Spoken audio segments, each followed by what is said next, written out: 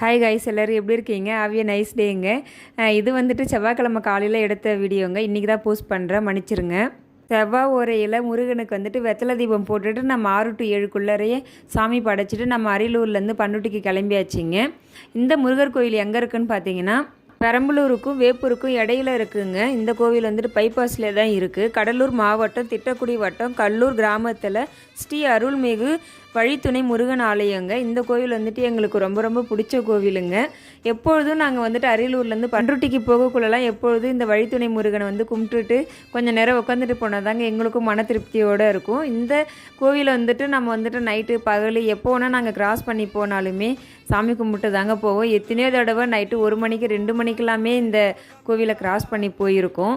அப்போல்லாமே வழித்துணையாக வரணும்னு சொல்லிட்டு வேண்டிட்டு போயிருக்கோங்க. இப்போ சாமி தரிசனம் பண்ணிவிட்டு அங்கேயே அன்னதானமும் வாங்கி சாப்பிட்டுட்டு அங்கேருந்து கிளம்பியாச்சுங்க. அடுத்த வீடியோ வரும் பாருங்கள்.